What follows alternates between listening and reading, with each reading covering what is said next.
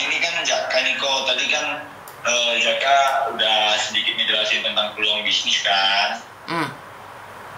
Kebetulan kan Koko tadi bilang kalau memang misalnya itu betul perusahaannya, dan kalau memang betul peluang bisnis yang ditawarkan, coba telepon dan coba jelaskan gitu kan. Nah, kebetulan nih kok sebelumnya Jaka kan kerja di PT Menara Emas Future Pekanbaru, di samping Bank Menara BRI kok, kantor kita kok di Jalan Sudirman kok. Nah, kebetulan perusahaan kita bergerak di bidang tabungan perdagangan, yang dimana kok tabungan perdagangan ini dia jual beli nilai kontrak emas. Apa itu jual beli nilai kontrak emas? Jadi sedikit ada Jaka jelasin kok, jual beli nilai kontrak emas ini kok dia kan ada itu yang namanya emas fisik dan non fisik kok. Nah, yang kita jual belikan ini kok nilai emasnya kok yang non fisik kok, nilai DO-nya. Kalau di sawit kan dia nilai DO-nya nih yang dijual belikan kok.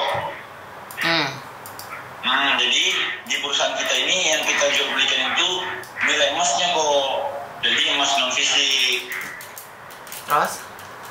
Nah kebetulan untuk masalah legalitas kok kita resmi bisa dicek juga di website babakti.co.id. Di situ udah ada perusahaan kita dan sudah resmi, dan mungkin kalau babakti.co.id mungkin koko tahu lah, itu udah program pemerintah kan, udah resmi lah, udah katakan. Nah kebetulan untuk ini kan kantor kita ini kan anniversary nih, pas banget nih kemarin tanggal 17 kok. Nah yang dimana anniversary-nya ini kan tanggal 20 besok kita ngadain acara di Hotel Cokro kok. Hotel Cokro. Nah di sana kita sekalian edukasi, terus sekalian bagi pembelajaran lah buat nasabah-nasabah yang udah join, terus nasabah-nasabah yang masih belajar tentang jual beli emas ini seperti apa gitu kan. Nah besok kita ngadain acaranya di Hotel Cokro kok. Jadi emasnya nggak ada, cuman fisik aja gitu? Nah kalau untuk emasnya kok ada kok, yang dimana emasnya ini, emas fisiknya ini seumpamanya Koko nih kayak mana caranya biar Koko dapat emas fisiknya. Nah bisa kok, ini kan kemarin kita buat promo dari perusahaan, dari kantor kan, dari kasir juga, yang dimana seumpamanya Koko join, nah Koko dapat emas antam itu 8 gram kok. Harga berapa? 8 gram. Iya. Harus bayar berapa? Kalau join itu harus bayar berapa? Ini kan kita ada yang namanya akun mini, akun reguler, dan akun prioritas. Nah kalau untuk akun mininya kok kita 50 juta. Nah kalau untuk akun reguler 100 juta. Nah kalau untuk akun prioritasnya itu kok kayak 500, 1M. Nah itu. Nah seumpamanya kok Koko join ini yang akun mini dulu. Nah itu yang kita gunakan itu nggak semuanya kok. Kita gunakan hanya 30% dari modal. Berapa ratus juta? Yang ini berarti Koko kalau yang berapa ratus juta ini nanya yang ini ya reguler ya kok? Ya aku kan nggak tahu. Kalian kok kan cuman ikut aja kan nggak perlu bayar toh? Oh ini cek saya kira Koko, astaga. Maaf cek. Saya kira tadi Koko soalnya. Maaf ya cek. Nah kalau untuk yang 100 juta cek, nah itu yang digunakan kan hanya 30% cek. Jadi 30 juta yang kita gunakan, jadi yang 70 juta ini sebagai dana backup atau dana tabungan lah cek. Suatu saat cek butuh modal atau butuh dana kan, itu uang yang 70 juta ini bisa ditarik cek. Tahu nggak bahwa aku itu sebenarnya pemegang Antam. Ngapain promo ke aku? Aku lo pemegang Antam. Aku pemegang Antam di Jakarta. Jadi dengan proyek kalian itu yang dapat untung itu atasan, yang bawah nggak dapat. Itu kalian tuh sebentar. Dan dengan cara kalian kayak gitu, orang bawah itu tertipu, tahu nggak? Dengan iming-iming yang begitu luar biasa. Jadi tolong jangan memberikan promosi membuat orang berangan-angan begitu besar. Karena saya punya emas Antam juga, nggak kayak gitu modelnya. Ngerti nggak? Sedikit ada jelasin aja. Nggak perlu gini loh, apa yang kalian lakukan itu kamu aja belum mendapatkan keuntungannya. Kamu baru berapa lama? Kamu itu cari customer aja. Kamu baru jaga di sini udah lama, udah lama. Berapa lama? 1,5 tahun, 1,5 tahun bisa dibilang lama? Tidak loh. Tidak. Ya.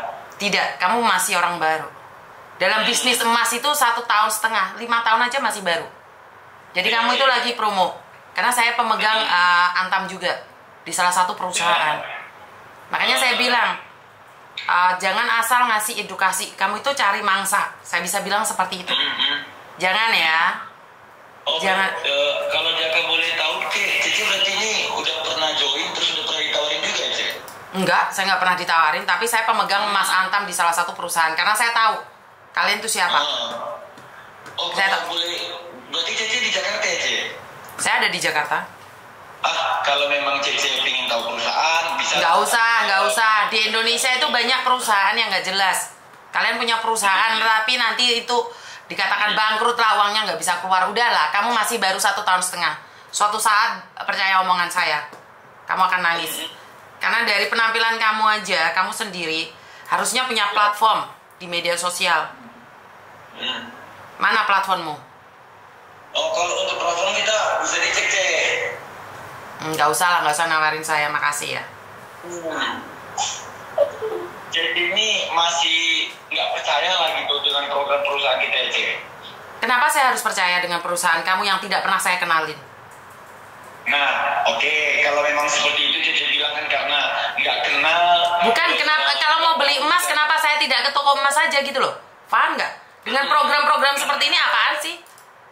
Kalian nawarin secara online kayak gitu? Gini loh, Cek. Kan kita di perusahaan ini kan bergerak di bidang komoditi, Cek. Ya silakan. Kan saya bilang saya nggak percaya. Ya udah. Ya, oke. Bagaimana, Cek, biar percaya sama Jaka? Jaka harus seperti apa, Cek? Kalau boleh Jaka tahu. Kenapa saya harus percaya sama orang yang saya tidak pernah tahu dan tidak pernah saya kenali? Pemerintah aja banyak korupsinya lah. Apalagi Anda yang saya tidak pernah kenali. Betul, Cek. Betul. Program pemerintah aja banyak yang tipu-tipu. Apalagi program kamu. Mana saya tahu? Iya. Nah, itulah tadi kan, Cek, saya bilang kan, jaga kasih tahu sama Cece, bahwasannya perusahaan kita resmi, boleh Cece lihat di website. Resmi dari mana? Resmi yang dari bank aja bisa nipu. Apalagi kalian yang tidak pernah kami tahu. Nah, itu dia, Cek. Kenapa bisa nipu, Cek? Kenapa kemarin itu sempat ada yang namanya dana dibekukan itu? Karena uang itu kan tidak diputarkan, Cek, selama 3 bulan. Nah, apanya yang tidak diputarkan? Uang lagi muter dibekukan kok. Saya berbicara langsung dengan PPATK. Ya. Saya bicara langsung dengan PPATK. Bukan hanya dana yang diem saja.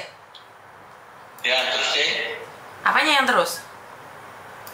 Berarti Cici ini gimana, Cek? Biar Cici percaya kayak mana kalau Jaka yang kesana? Kemana? Jumpa sama Cici? Kemana? Ke Jakarta. Ngapain? Tapi tadi Cici bilang nggak kenal dan nggak percaya gitu kan? Kenapa kamu harus maksain kenal dan percaya sama saya? Cukup kan nggak kenal? Enggak, karena kan setiap bisnis, Cek, bisnis itu tentang kepercayaan, Cek.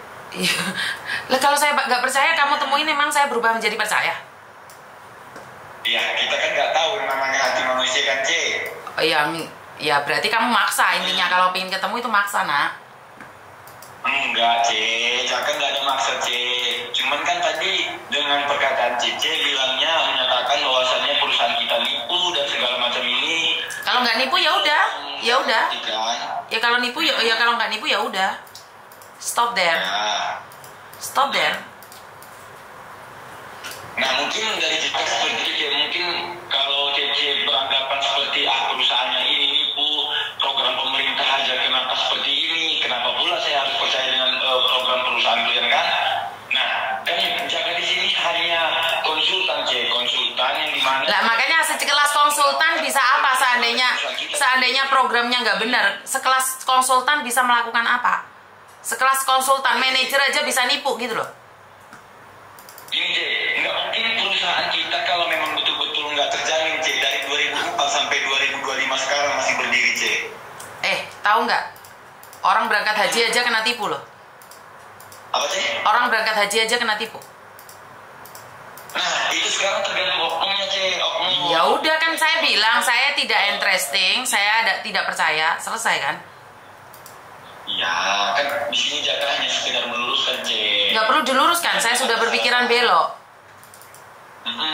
Nah, itulah kenapa Jaka bilang semua bisnis itu tentang kepercayaan, C.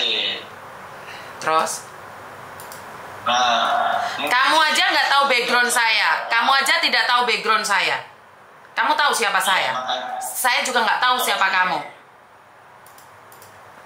Kan kamu asal nyomot nomor telepon aja. Kamu kan asal nyomot nomor telepon saja. Kamu saya. Ini kita database dari perusahaan, C. Database dari perusahaan. Perusahaan apa? Database dari perusahaan apa? Hah? Nah, itulah tadi kan JJ udah saya kasih tahu tadi, C. Jaka bekerja di PT Mengat Emas, yang dimana nomor CC ini kita dapat dari database, C. Mana ada database? Database apa? Kamu aja nggak tahu. Siapa yang kamu database? Kamu telepon siapapun kamu nggak tahu. Laki-laki atau perempuan pun kamu nggak tahu. Iya, soalnya tadi suara CC kan kayak suara kongko. Nggak ada. Kamu loh SMS-nya panggil ko, nggak ada. Kamu nggak tahu. Laki-laki atau perempuan nggak ada. Kamu bisa lihat profil saya kan? Lihat profil saya kan? Kebetulan perusahaan kita ini bekerja sama dengan kemitraan bank, C. BCA Mandiri. Udah, kan saya bilang kamu aja nasabah baru tidak tahu backgroundnya. Kamu nasabah baru aja nggak tahu backgroundnya. Kamu bilang database. Di database saya tinggal di mana? Kan ada di databasemu. Iya, makanya tadi kan Jaka nanya sama CC gitu kan. Nah iya kan di database. Kamu dapat nomor saya dari database. Tapi kamu SMS-nya sama Koko. Terus habis itu dengar suara cewek baru kamu panggil Cece.